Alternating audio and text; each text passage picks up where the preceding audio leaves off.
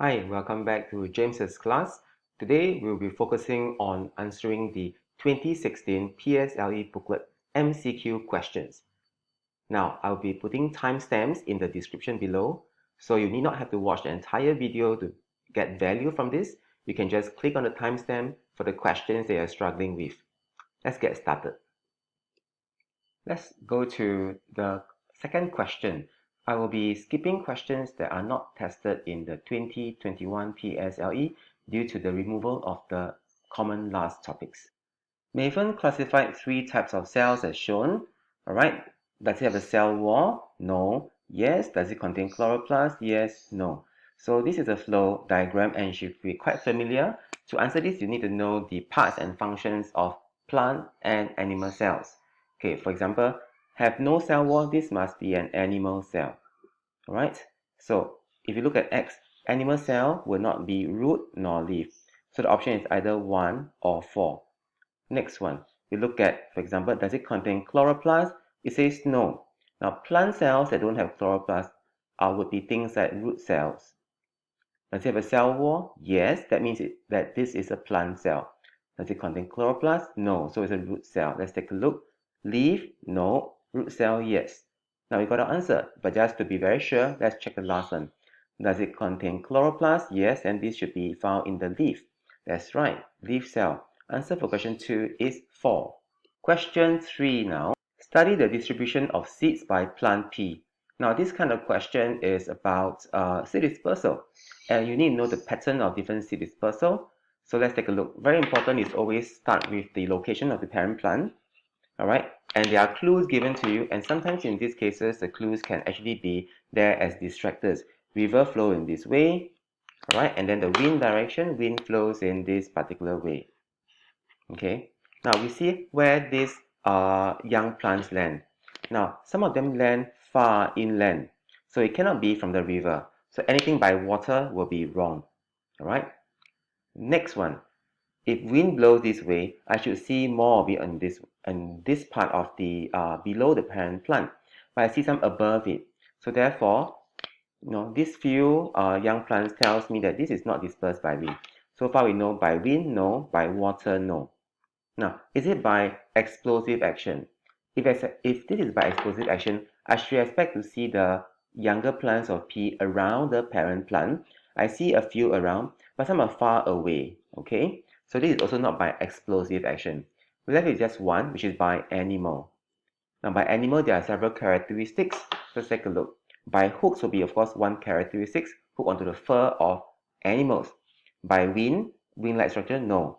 By water, no. Explosive action, no. So we can get this answer via 2 ways, either by elimination, eliminating all these 3, or by understanding that it is by animal and looking at these hooks on the body covering of animals. Therefore, the answer is 1 for question 3. Let's go to question 4 now. The characteristics of 2 organisms are shown below. So we know that some organism makes its own food. If it makes its own food, definitely we know this must be a plant. Okay, T must be a plant. Let's take a look. Flowering plant, ferns. So it cannot be mushrooms. Next one, this organism S does not produce its own food, but it produces by spores. And the only organism you learn in your primary 3 diversity of living things science is this is a fungi.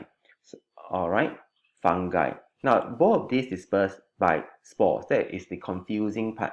You just need to know that mushroom is a fungi. It is not a plant. It does not make its own food. That is why the answer to question 4 is 4. Okay, we go to question 5 now. The diagram shows the direction of blood flow in some parts of the body. Okay, now this is not your typical lungs, heart, rest of the body diagram that you are used to seeing. Alright, but the idea is the same. Okay, what's the idea? You look at where this rich in oxygen blood flow comes from. This is what I will teach my students. I see rich in oxygen. Where would this blood be coming from? It will be coming from the lungs. Alright, so let me see. If this is lungs, let's see if it makes sense. So blood rich in oxygen leaves the lungs and it's supposed to go to the heart. And from the heart, it's supposed to send blood that is still rich in oxygen to the rest of the body. something is wrong. This tells me, this is wrong, this is rich in carbon dioxide. So therefore, this is not possible. So then what is possible? I see another set of blood vessels here that is also rich in oxygen. So this is how you think through your answers using the knowledge that you have here that you learned in school. Let's check with this line now. This part, if this is supposed to be lungs instead, all right, blood rich in oxygen will flow out from these lungs, goes to the heart, and the heart will pump blood rich in oxygen. This one makes more sense now. Okay, lungs to the heart pumps blood rich in oxygen to the rest of the body, and the body will be using up the oxygen, and in return will give out this waste gas called carbon dioxide that will be sent back to the heart to be pumped to the lungs to exhale out. All right, you exhale out all these unwanted gas. This is also the part whereby the lungs inhale air rich in oxygen. So now that I know this is confirmed the answer, let's check. C should be lungs. Lungs. That's the only one. Let's double check. A should be hearts. Okay, and then we have B should be the body. So the answer for question 5 is 4. So that's how you think through a question. Let's go to the next question. Question 6. Parts of the digestive system removes water from food. I know this part.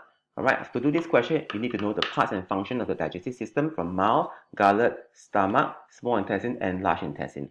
Removing water from food, only one part. This would be the large intestine.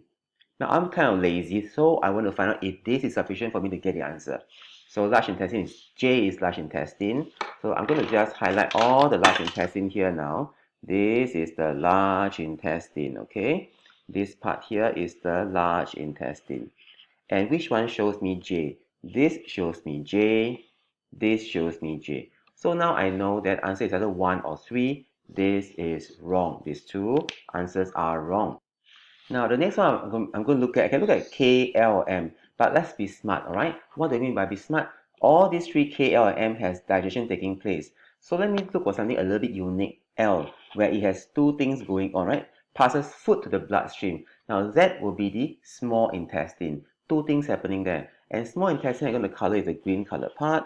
Green color part is the small intestine. So I know L should be the small intestine, and here L is the small intestine. So we got the answer. Question 6, answer is 1. Let's go to question 7 now. Okay, this is question 7. Thomas set up his stall on a field as shown. After 1 month, he noticed the grass patch below the stall turned yellow. Why did it turn yellow? I'm going to assume that the stall is opaque, so light that comes from the sun can't reach the grass that is beneath this. So something must have happened. Light cannot reach the grass below. If light cannot reach the grass below, it means that there is not enough sunlight for the grass to make food. That is why it withered and died. Answer is question 3. Let's go to question 8 now. Question 8 is on your plant transport system. Alright, food and water carrying tubes. Carrie put a plant in a beaker of red colored water. After 1 day, he cut the stem. A section is shown below. Now, there's no need for you to memorize, but typically I think it's useful. So when they show you parts like this, right? The parts that is inside, I always remember as your water carrying tubes. And the parts that are nearer to the exterior of the stem, alright, will be the food carrying tube. So the green one will be your food carrying tube, and then the red one will be your water carrying tubes. Now, the question has to provide you with the information. For example, it says that tube B turned red. B will be the part I've just highlighted in red here, okay?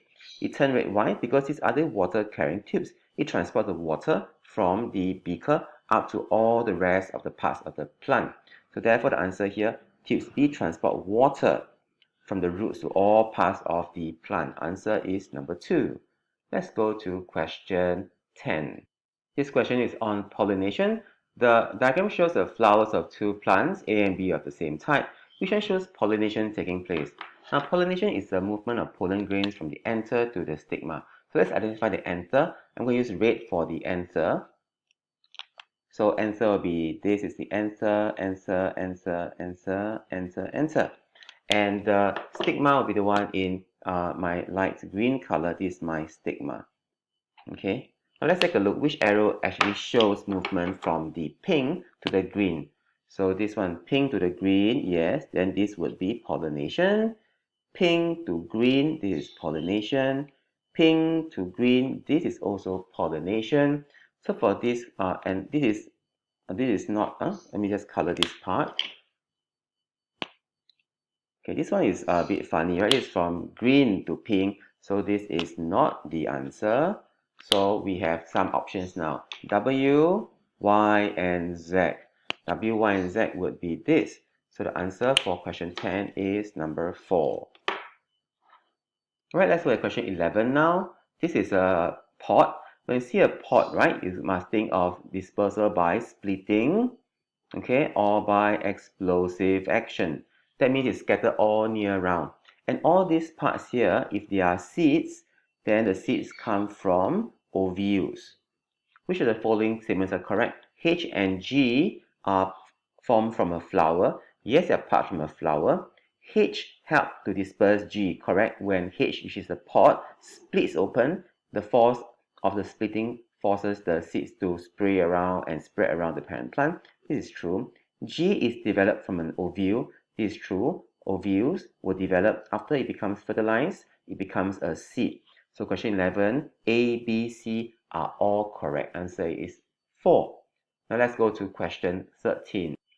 Davy conducted an experiment on photosynthesis in a dark room using the setup below. She measured the amount of gas collected in the measuring cylinder after some time.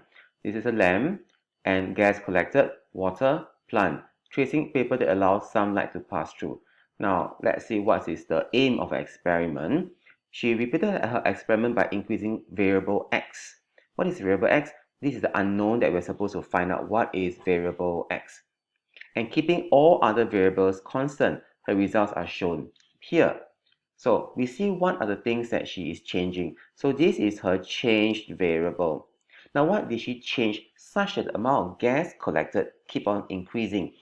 What is this gas? This gas would be oxygen. Alright, under photosynthesis, this is being produced. Let's recap the formula of photosynthesis. We have carbon dioxide plus water in the presence of light and chlorophyll gives you your food or sugar or glucose, whatever your teacher has taught you, plus oxygen. So this is the gas being produced. So if there's more and more oxygen being produced, that means that there has to be more and more light in this case. So she mentioned that she kept all other variables constant. So there's no increase in the number of water plant. So this one did not increase. Water remains the same. Carbon dioxide level remains the same. Therefore, this is the one that's being increased. How can we increase the amount of light? Well, by moving this lamp nearer and nearer to the water can help me to increase the amount of light. Or, if that is, let's see if that's one of the choices, decreasing the distance. Okay, but here it says distance from this is increasing, right? This number is, for example, if 0, 1, 2, 3, 4, 5, this is increasing, so this is wrong. Let's try to change another variable. Now let's say I don't change this, I now change the number of water plants. If I change the number of water plants, I'm increasing the amount of chlorophyll. If chlorophyll increases, more light is being trapped, therefore more food is being produced. So as more and more water plants, so more and more photosynthesis happening, more and more oxygen being produced. Hey, this one makes sense. Great. Now, increasing number of tracing paper will not work because that will actually reduce the amount of light intensity. If there's less light, then there'll be less photosynthesis, so there's less oxygen. This is definitely wrong. Now, you may want to argue for increasing the amount of water. Now, in this case here, the water is completely covering the plant. There's more than sufficient water. So I would think this will not be a good answer. This will be the better one, definitely. Let's move on to the next question, question 15, the last of our life science question for this paper. Let's go. The diagram shows the life cycle of a flowering plant. Now, so we have adult plant, we have seed, we have young plant. You must always be careful with the arrows. Don't get careless because you misread the arrows or you assume they are flowing in a certain direction. Seed becoming a young plant, this must be the process of germination. And from adult plant and how the seed get to the ground, this must be your dispersal, your seed dispersal happening. Now let's take a look at what happened at Y. Y, I'm very sure it is germination. So I see germination here. All right, I see dispersal. Is it possible it's dispersal and germination? Let's see. It's possible we have seed being formed, then the fruit disperses seed. So this could be here as well. And if that is the answer, and that's the only one in germination, this is my best bet so far. What's happening at X? After adult plant form, then we have flowers. With flowers, we can have pollination. After pollination is successful, we will have fertilization. Then the ovules can become seeds, which is correct. Then the seed can be dispersed and then can germinate into young plant. Hey, answer 3 is the best option. Let's go to the physical science question now. Question 16. Now, which of the following statements about condensation and evaporation are correct? Now, to do a quick recap, always remember this is what you learn in school. Alright, when you have 3 states of matter, solid, liquid, and gas. And for a change in state to happen from a solid to a liquid, there must always be a heat gain. Alright, for think of melting ice. And then from liquid to a gas, there needs to be a heat gain. So think of water evaporating under the hot sun and becoming water vapor. And for the reverse to happen, there should be, of course, the reverse of this heat gain, which is heat loss. Alright, for example, water vapor touching a cooler surface, losing heat to give you your water droplets, or liquid becoming a solid. Think of your ice cube in the ice tray in the freezer, liquid losing heat, and then becoming a solid ice. So think about condensation. Condensation happens here, right? This is your condensation happening here. And evaporation happens here. So evaporation is this part. So which of these two processes, the description of them are correct? Both involve a change in state. That is correct. Both do not occur at fixed temperature. That is also correct. What happens at a fixed temperature? You have freezing point happening at a fixed temperature, and that's the same temperature as melting point. Boiling point happens at a fixed temperature, so that's boiling. But evaporation is neither freezing nor melting. It's definitely not boiling. Condensation is also neither of these three. It's none of these 3 processes here. So definitely, and these are the 3 processes where you have your fixed temperatures. So this is true. Both processes, evaporation and condensation, do not occur at fixed temperature. One involves a heat gain, and this is evaporation. The other involves heat loss, and that is condensation. And therefore, this is also true. The answer for 16 is A, B, and C, number 4. Good job if you got this correct. Let's go to the next question. Question 17. Now for question 17, this is your against change in state of matter. This kind of question occurs very often at PSLE, and the format of it is very, very similar. So get to know how to solve this, and if it appears, you will be a very, very happy student. Now, substance A, B, and C, state of the substance. We just revised what is called solid, liquid, and gas. And then here, notice very importantly, they did not use the words freezing point, melting point. Did not use it at all. Okay? So for example, if you notice solid here, liquid here, it does not mean it boils, it melted at 60 or it freezes at 60 degrees Celsius. Nor do you say it boil or freeze or melt at 40 degrees Celsius. So you're going to know that it must have happened sometimes in between these temperatures. So when you say boiling point of substance C is at 60 degrees Celsius, alright, 60 boils, I don't know, if it boils at 60, shouldn't this become a gas? So this is not correct. Melting point of B is at 60, B at 60, melting point. I don't know whether it melts at 60, because I know at 40 is a solid. It could have melted at 59 to become a liquid at 60. So this is not for sure. Next one, substance A has the highest freezing point. Remember, freezing point is the same as melting point. The temperature is the same. So if A is a solid at 20 degrees Celsius, A is a solid at 40 degrees Celsius, A is still a solid at 60 degrees Celsius, whereas the other two has already melted into liquids. So I like to think in terms of melting for this question rather than the words freezing. Okay, so if A is still a solid at 60 degrees Celsius, so A's melting point is definitely higher than the other two, which is the same as saying A has a higher freezing point compared to the other two. So the answer is 3. Let's rule out number 4 totally. B has a lower boiling point than A. B has a lower boiling point than A. I don't know that. It's not given because boiling point, I need to see a change in state into a gas.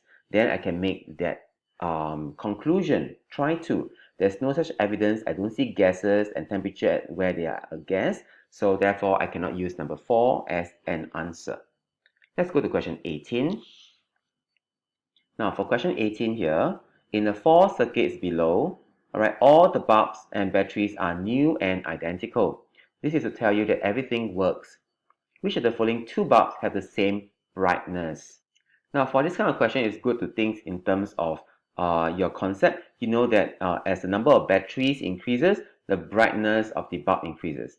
And you also learn that as the number of bulbs in series increases, the brightness of each bulb decreases. So how do I see this? Okay, for example, I look at here, batteries and bulbs. Let me look at A. A has 1 battery and 1 bulb. So the ratio is like 1:1. Huh? B has 2 batteries and 1 bulb. So I know for sure the bulb in B is brighter than A. How about C? I have 1 battery and 2 bulbs. So I know that C is the least bright among all these 3.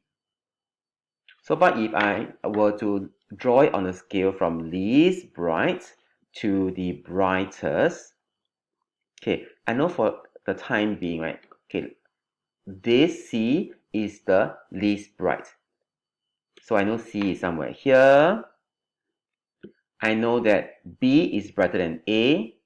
So I know A is here, B is here. Now let's take a look at this. Here I have my 2 batteries and 2 bulbs. Now let's use our math, right? So I simplify this and I get 1:1. So the same brightness, about the same brightness that I can see will be this. Bulb A and bulb D will have the same brightness because the brightness of bulb D is equivalent to that generated by 1 battery for each of the bulb in this circuit, where there are 2 bulbs here. So A and D is how I see this answer. So this is how you can think of how to solve such a question. So here, A and D, I have to put them together like this. So the answer for this is number 2. Let's go on to question 19. Now, all car tires are tied together to form a wall along the racing tracks. This helps to protect the spectators and the drivers when an accident happens, so the car can crash into this wall with the old car tires. Alright, so it prevents the car from smashing into the spectators. Which property of the old car tire helps to ensure safety? Now, I kept this question for my students even though this property is no longer in the syllabus, because I believe that you can still infer the answer from the correct context here. The important thing why I kept this question is for you to understand the context. Now, hardness is no longer in your syllabus, so this is definitely out of the question. Now, so what will ensure safety? Definitely this thing cannot break easily, right? Imagine putting tissue paper here. What's the point of putting tissue paper? If it breaks easily, car will just smash through a tissue and then crash into the spectators. So strength must be there, and both have this. Now, if it's flexible, right, when the car knocks into it, it can bend, and that bending process, right, will help to absorb some of the force. So it reduces the force of the speeding vehicle. And if the force is reduced, of course, the impact on the driver would be reduced as well. 1 is the answer. Smoothness, firstly, is not a property that you learn in your primary school, and it has not much point here in reducing any force. So for answer for number 19 is 1. Next one, a man used a hammer to drive a nail into a piece of wood. Now, this you need to think in terms of things like forces, You can think in terms of things like energy. Alright, which factor will not affect how deep the nail goes into the wood? Now think of your P6 experiment such as dropping a ball into a container full of flour. Alright, and then in the experiment, if you drop the ball from a higher height, alright, it will go in deeper. Compared to a lower height, it will be less deep, a bit shallower. Why? Because you know that the height of an object can influence the amount of gravitational force that you have. You also know that the height of the object can influence the amount of gravitational potential energy it has. So the higher you raise the hammer, alright, the more GPE it has that can smash into the nail and plunge it deeper. But this factor will affect, E1 will not affect. Okay. Frictional force, for example, if there's a lot of friction between the nail and the wood, that will slow down the nail from entering the wood, therefore affect the depth of the nail in the wood. This will affect. So this again also not the answer. Which one will not affect, you see? The mass of the nail. But the mass of the nail will affect this. Why? Because the nail is a heavy nail. Alright, talk about mass, right? Mass will affect the amount of force it has. And that will affect how deep it goes. Imagine I use a styrofoam ball, at the same height I drop another one that's made of metal. Which one will go in deeper? Definitely the metal ball, right? So mass will affect. The mass of the man does not affect whether this man is a skinny man or heavy man, a big sized man or a small sized man. It doesn't matter. Okay, so number 2 is the answer for this. Let's go on to question 21. A boy gave a kick to a block of ice. The ice moved along the floor to G and then to W. It stopped at W. Okay, that's an important clue. It stopped at W. So it's no longer moving at W. Which one of the following is correct? So if I understand it stopped at W, means it's no longer moving at W. If it is not moving at W, that means that there should be no friction acting on this block at W. Because frictional force is a force that opposes motion. Since it has stopped, it has no more motion. Therefore, it has no frictional force acting on W, on the block at W. So I should look for no frictional force at W. There's still a weight. Weight is a force, right? There's still a weight here. So this is the answer. It's 4. Just to be very sure, let's double check. Alright. At G, this part. Is it moving? Yes. If it's still moving, therefore there is a frictional force that slows it down. Okay. And is there still weight at point G? Of course, it still has weight. The weight did not decrease. So this is still present. Answer is 20. For question 21 is 4. Let's go on to question 22 now. The diagram shows 5 lamps connected to 2 batteries, right? 1, 2, 3, 4, 5. Which one of the lamp is, and when one of the lamp is not working, only 2 lamps remain lit. Which lamp is not working? To solve this, you need to know the concept that current only flows in a closed circuit. So when it's open, it doesn't flow. Now, for this question, I know for sure if D is not working, no current will flow, because if D is open, totally open, right, current that flows out can't come back, so there's no current flow. So D, I know, is definitely out. Now I want only 2 lamps remain lit. If C is now not working, so it is an open circuit, then current flows like this. Alright, it flows like this. I have 4 bulbs lighting up. So C is also not the answer. Okay, if I have A, so how can you do this? I think this helps you if you can block out the lamp that's supposed to be spoiled. What can you use? An eraser, your finger, that helps you to think through. If A is not working, then current will flow through this. You'll flow through this. These are bulbs in parallel, right? 4 bulbs will remain lit. So A is also not the one. Let's try B. If B is not working, current will flow in this way. 2 bulbs remain lit. But it can't flow to A nor to this bulb because it cannot flow back. There's a gap here. Only flows here. So answer is B. Number 2. Let's go to question 23 now. The diagram shows a cylinder and a plunger. A plunger is what you press on to push this whole thing in. Ahmad filled the cylinder with 20 cubic centimeter of water. Alright, so up to here is your 20 cubic centimeter of water. Now, leaving 10 cubic centimeter of air. So this is the air.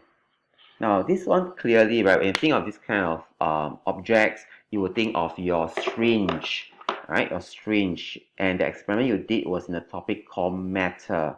And in that topic, you learned things like solid, liquid, gases. And you learned that solid cannot be compressed.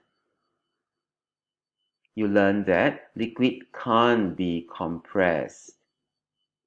You learned that gases can be compressed.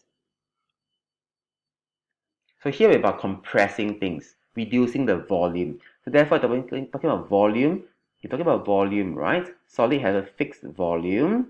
Liquids have fixed volumes. You cannot change the volume of liquids, but gases volume is indefinite. You can change the volume because you can compress gases. So what will he see when he press the plunger down? I would expect to see the amount of water remaining at 20 cubic centimeter. So when I see things like, oh, this one became less than 20, this is wrong. Alright, this one becomes less than 20, this is wrong. Of course, this is also wrong for another reason. Where's the gas? Gas has disappeared. So answer 3 is also wrong. We look at question, not the only one remaining is this at 20. I still have water at 20.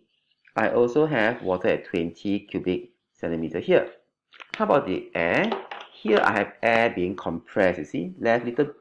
Air occupies a little bit of space here only compared to before. So gas has been compressed. Answer is 4. Why is it not 1? Where's the gas? You can compress gas, but you cannot eliminate it and make it disappear, isn't it? So gases here disappeared. Something is wrong here. Answer for 23 is 4. Let's go on to question 24. Now, water cycle, this one is quite clear. I like to start from always a body of water. To me, that seems to be the simplest. So my body of water here will be the rivers and seas, right?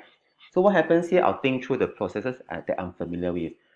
Water gains heat and evaporates into water vapor. Okay, this part is correct. Water vapor, when it rises in the air, touches the cooler surface of the air above, condenses into tiny water droplets known as clouds. Clouds will fall as rain and comes back as river and sea. So far, all this green part is correct. Let me try something else now. How about trees? Okay, trees will absorb water through the roots, bringing up the water-carrying tubes to the stomata. At the stomata, the water there will gain heat from the surrounding and evaporate into water vapor. And the same water vapor in the air will rise up to the higher parts of the air, where it's cold, condenses on the cold air and to form tiny water droplets. They will fall as rain and will enter the ground to be absorbed by the roots of the trees, and the cycle continues. This works too. Answer for 21 is 1. Next, let's go to, so answer for question 24 is 1, pardon me. Let's go to question 25 now. So this question is about energy conversion, okay? A block of wood slides down a slope after it was released at the top as shown in diagram 1. The graph shows the amount of different types of energy at the block at point P. Right? Now notice a few things. The mass did not change. The mass did not change. It's the same object. What changed was the height. Okay, this at a certain height.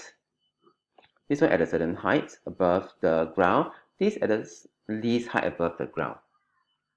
Now also notice here, this is at the energy at the beginning, at this point P. It makes sense that at point P there is some kinetic energy because the block is sliding down. There's some potential energy because the block is still at a height above the ground. If I were to draw a graph to show the energy level at this point, let's call it Q, alright, I would expect to see that there's zero kinetic energy. But for the potential energy, I expect to see a lot more. Alright. And there's of course heat energy that will be zero heat energy because it isn't moving. There's no frictional force to generate that heat energy. As it travels down, the GPE converts into KE, and some of it is generated as heat. That's why you get your heat energy. It becomes this graph. Then the experiment was repeated with oil applied on the surface of the slope. And in this kind of context about forces, you know that oil will reduce frictional force. So if the frictional force is reduced, if friction becomes less, that means the heat also becomes less. That's the first clue I get. So I'm looking for graphs with less heat. Right, this is at this kind of height, right? So this one makes sense. This heat part here, this one makes sense. This one makes sense. Okay, this one is more than what we had at the beginning. So this must be wrong. So now 4 is out of the question. Next one I look at will be this. Now, if it is oil applied, frictional force is reduced. That means the block also moves faster. If it's faster, means KE is higher than at this point. So I will expect to see KE above the dotted line. Okay, let me check. KE above dotted line, yes, I have this. KE above dotted line, yes, I have this. KE above dotted line, also have this. Okay, that didn't quite help us. Next one. If there's KE above the dotted line here, what happened to the PE? This should be less. Remember? The energy is not created nor destroyed. So it's only converted to something else.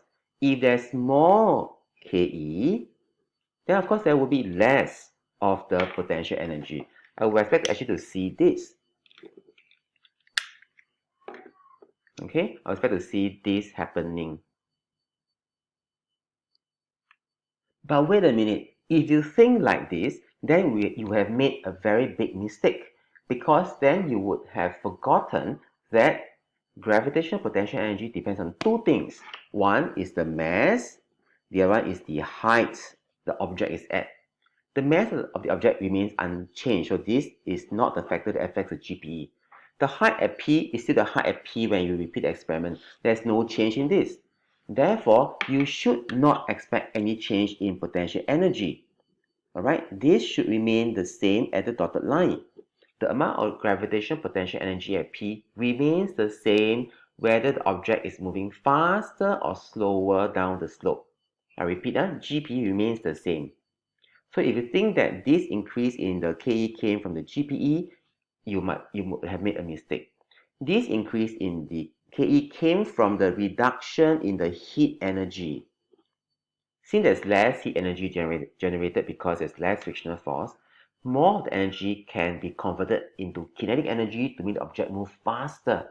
So what we expect to see actually is this instead.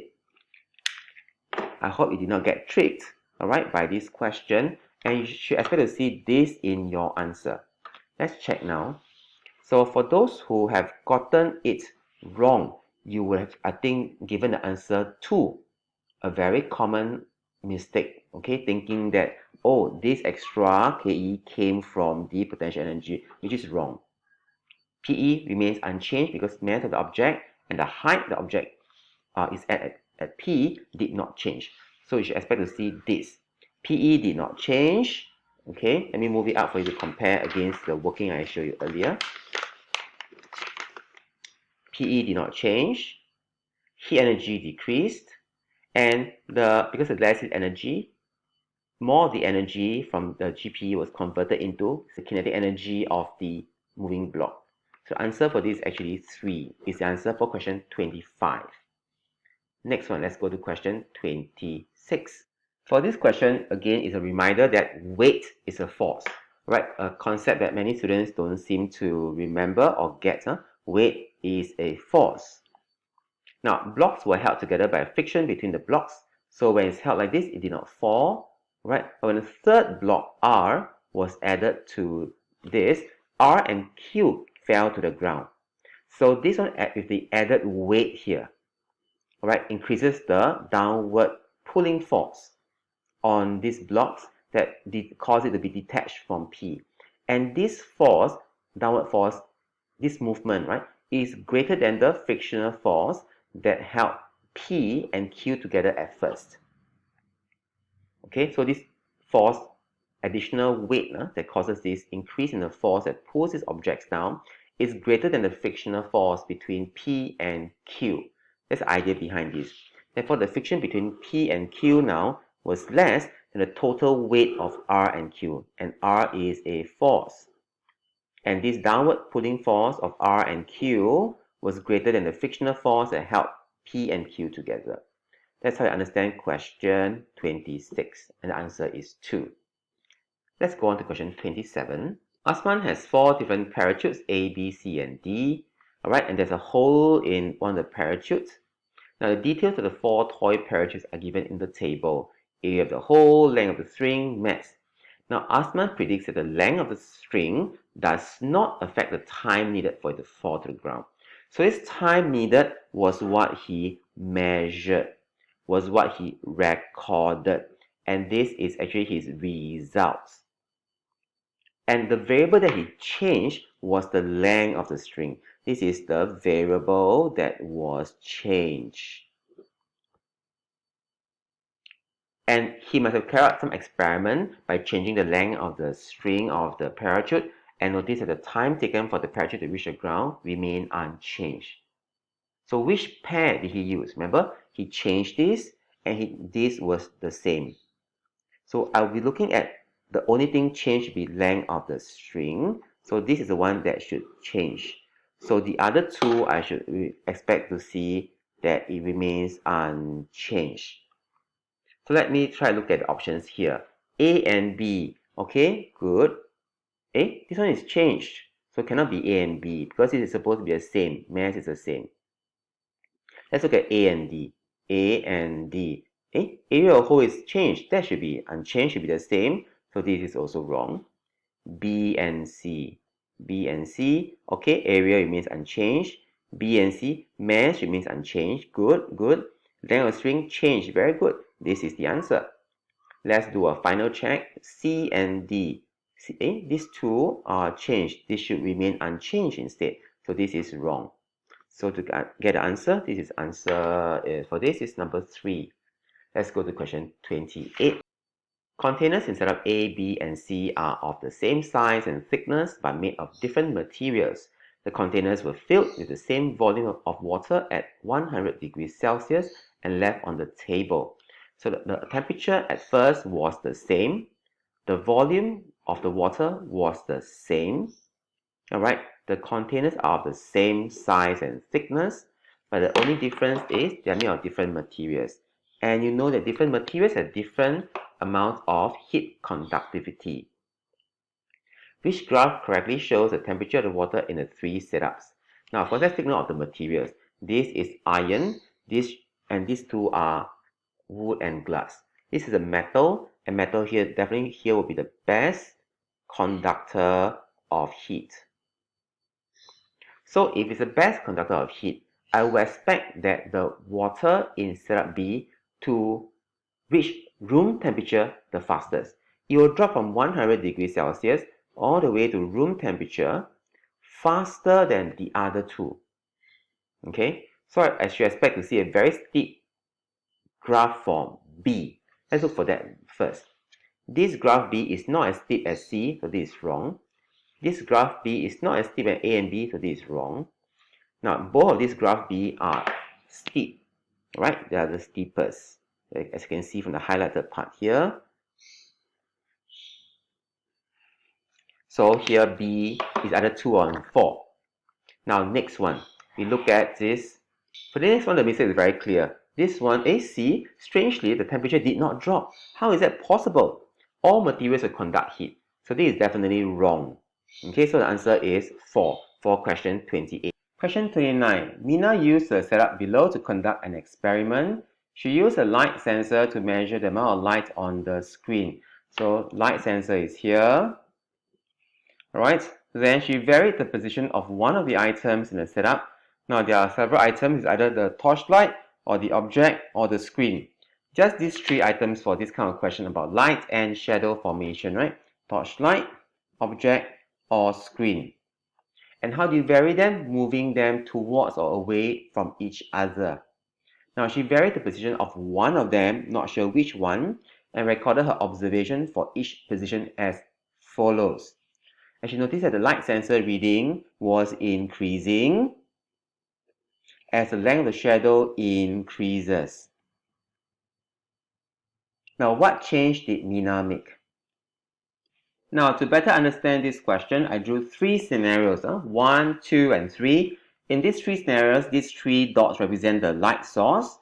This red arrow represents light rays. And this rectangular piece here represents the object.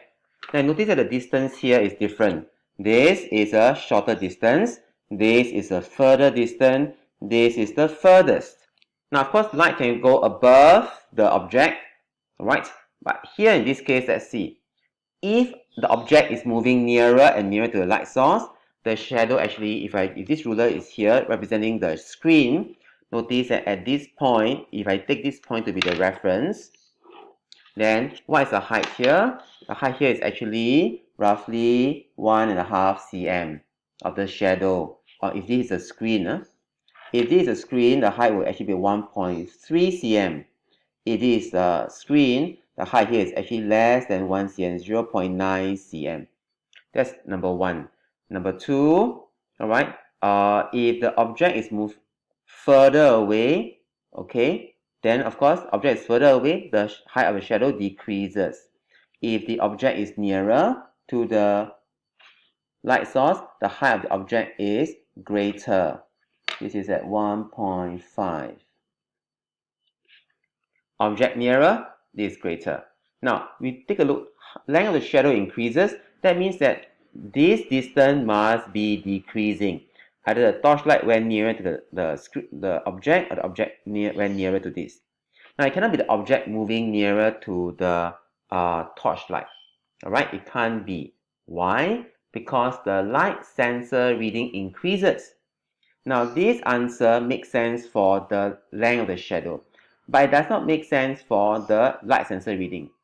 If I move this, the light sensor reading remains unchanged, right? Because the light intensity remains unchanged. Alright, if that is not true, then what could be true? Let's take a look at another option. Alright, and let's take a look at number one. Torchlight was moved towards the object. If this moves towards the object, that helps to explain how light intensity can increase. Now, if it's moving towards the object, it means this is getting shorter and shorter, this distance, and the shadow should become larger and larger. As you can see here, further, object and light source is further, shadow is actually shorter. Object and light source is closer, shadow is taller. So this one fulfills both conditions. Answer for question 29 is 1. Kumar hung 3 identical springs, each attached to a block of equal mass from the ceiling. What would he see? Now, I'll understand this question in this way, right? If I were to hang one object here, okay, this will be the extension here. If I were to hang now 2 objects, right? So it's heavier. I expect this to now lengthen. Because now this part here is being stretched by the mass of these 2 objects. If I were to hang another one, then this will stretch even further because now this is stretched by 3 objects. And this other spring here, this part here, will also be extended because now it's stretched by these 2 objects. Let me just color them for you. See, this is the first object here. First one, first one. This first one stretches 1 spring. Now this spring is stretched by this green object and this yellow one. So this spring expansion is longer than this. The third case here, this spring is stretched by all 3 objects. Here there's a longer extension because now this spring is stretched by this object in yellow as well as this object in red. I will expect to see this longest, shorter, shortest. That is what I would observe for this. And this case, the answer would be this. Longest, shorter, shortest. Answer is 3. Well, I hope this video helped you in understanding how to attempt these questions. Take care. Happy revising. Goodbye.